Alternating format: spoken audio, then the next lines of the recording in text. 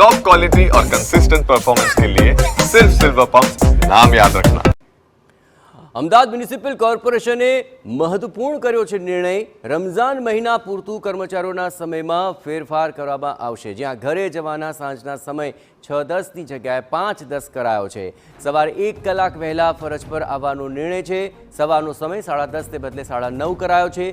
Zonal ઓફિસના ખાતાના અધિકારીઓ અને કર્મચારીઓને તેનો લાભ મળશે।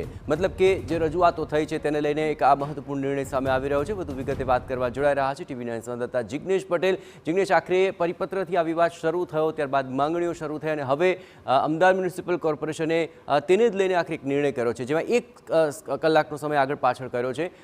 ક્યારથી અમલી થઈ જશે અને તેને લઈને શું પ્રતિક્રિયાઓ?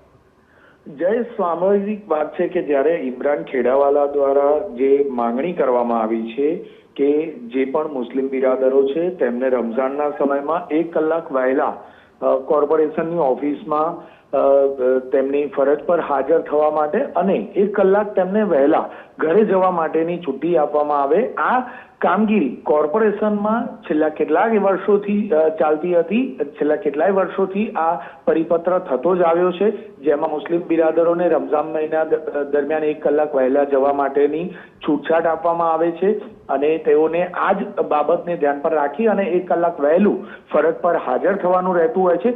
પરંતુ હાલમાં જ્યારે ઇમરાન ખેડાવાલાએ આ માંગણી કરી છે ત્યારે આ પત્ર વિવાદનો પત્ર બની રહ્યો છે, કારણ કે આ પ્રકારનું શા માટે અને કેવી રીતે? કારણ કે જ્યારે લોકો આવતા જ ન હોય, વહેલી સવારે આવતા ન હોય, તેમને ખ્યાલ જ ન હોય કે આખરે ફરજ પર જે તે કર્મચારી 1 કલાક વહેલા આવવાના છે, તો કેવી રીતે લોકોના કામ થશે?